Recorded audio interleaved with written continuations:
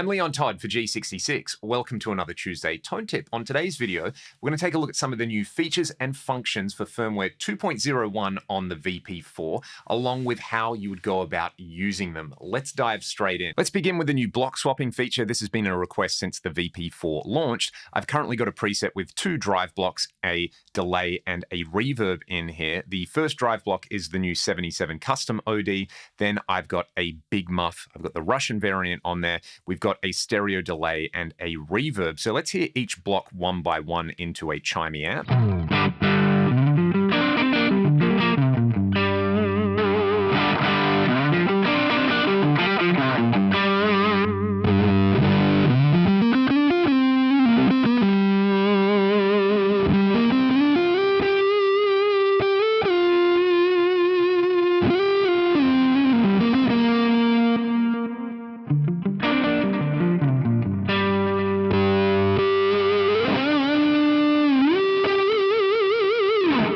I like the way that sounds. Let's say we wanted to swap the order of that second drive block, which currently has the big muff in it, and the delay. So I want my delay before my distortion. This is really straightforward to do. We're going to hold down the enter button over here. I've got the drive block that I want to change selected, and I'm just going to use the select knob here with my right hand and go to the block that I want to swap it with. So now I've got my delay in front of my fuzz.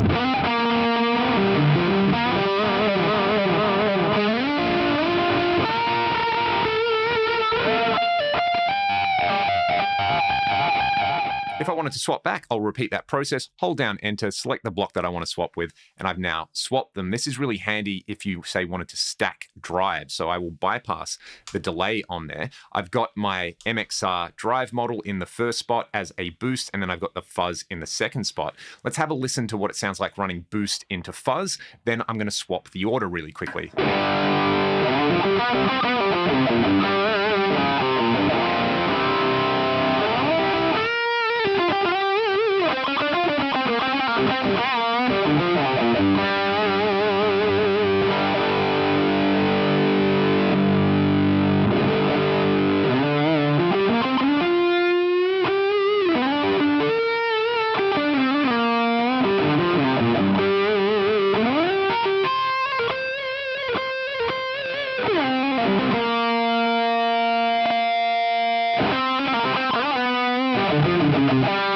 That's a really handy experimental tool, especially when you're doing things like stacking blocks. Now, my default position would be to run a boost into the fuzz, but I actually preferred the way it sounded with the fuzz running into the boost over there. So you can see here, this first block, I've currently got set up as that 77 custom OD. And then the second block is the the Russian big muff over there. So I actually preferred doing this, swapping them so that the Russian big muff was first and that the 77 custom OD was second. That's something I don't think I normally would have done. I've just learned something about the way I like to stack fuzz and boost pedals on there, which is super cool. In addition to being an amazing sounding effects processor, the VP4 is also an audio interface. You can take the USB-C output on the back, run it into your computer, and then record directly into your favorite digital audio workstation. What you can now do on here with firmware 2.01 is also use this to play your favorite plugins. So let's say we wanted to have an amp sim plugin running in our DAW or on our computer. At the moment, I've got all the blocks in the VP4 bypassed, but I've got the stock stereo output mode. So while I am going to hear the sound of my guitar being processed through the plugin, I'm also going to hear the DI sound through the VP4. This. In this situation, that is not what I want. So in order to change that, we can now go to Setup. We can navigate down to the Output Mode feature over here and scroll all the way to the right with the A encoder until you get to the mute option. Now, the output of the VP4, so that guitar DI, is going to be muted, but we will still hear our guitar processed through our favorite plugin. Let's have a listen.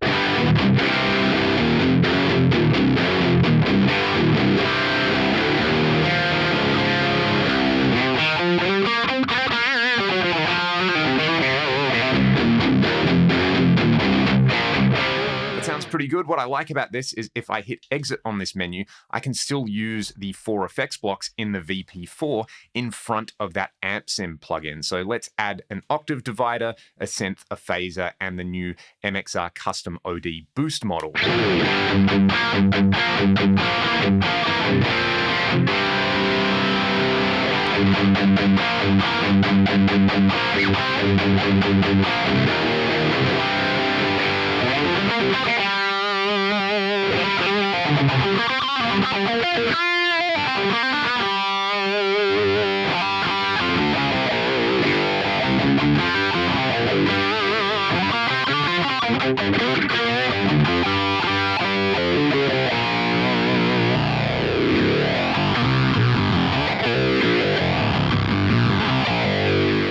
This is a great option if you want to record through your favorite plugins, or if you're traveling and you want to pull your VP4 out and use it with your laptop as an audio interface. On top of all of that, this would mean that you could use your favorite, say, amp sim plugin with your VP4 in a live context. So this could be the heart of, say, a laptop-based rig where you use all your favorite plugins on your computer. You have the VP4 for some pre-effects, for the tuner, for the tap tempo function in there, and then everything else is run off the laptop. That would be a super tidy live setup. Another utility function that has been added is the ability to reset all the channels in a given block. You know, if you're an incessant tweaker like me, and sometimes you go a little bit too far down the rabbit hole of customizing a block and you just want to go back to the defaults on all the channels, all you have to do is page across until you get to this menu here, which will allow you to reset a particular effect block, reset the input gate. You can even reset the main levels and the controllers. Let's say we wanted to reset effects 1. So I'm going to use the A encoder to select the block I want to reset. Then I'm going to use the C encoder to come all the way down here to reset all channels. I'll hit enter and then I will confirm that. Now block A in my preset is going to have all 4 channels restored to the default settings. One last new feature that I really appreciate is in VP4 edit, specifically the expert edit. So you can see here, currently I have a preset with a compressor, chorus, delay, and reverb. If I really wanted to get in there and fine tune these, I could use the expert edit menu, which will give me access to all the parameters in a block.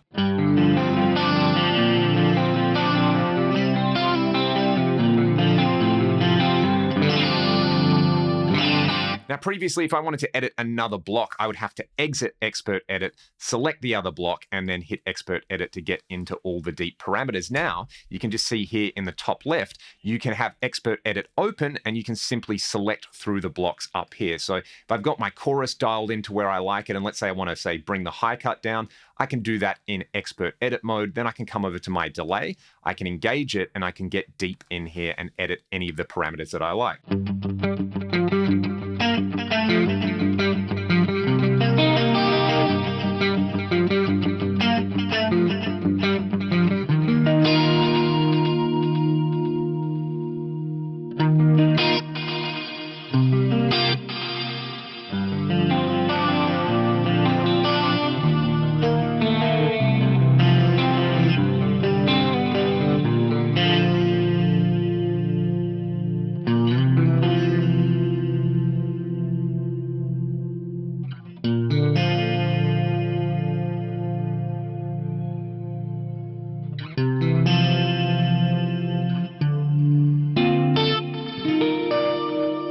So you could hear in there, I just added a little bit of pitch shifting to the reverb, and I added some diffusion to the delay to really amp up the lush ambient character that was happening in there. I really appreciate this little feature in here because I'm somebody who really does like to deep dive into the parameters of the different effects blocks. As I've demonstrated plenty of times before on the VP4, it is totally geared to getting great sounds very quickly, and you do not need to dive into the expert edit page. I just like that if you do like to dive in there, then it's a lot easier to navigate between the 4 different blocks in here. I'll put a link to the firmware and the updated editor in the video description, along with my free cab IR and my blocks library. If you have any requests for future videos, please let me know in the comment section below. And if you find this content useful, be sure to hit the subscribe button to stay up to date with all things G66 and Fractal Audio. I'll see you next time.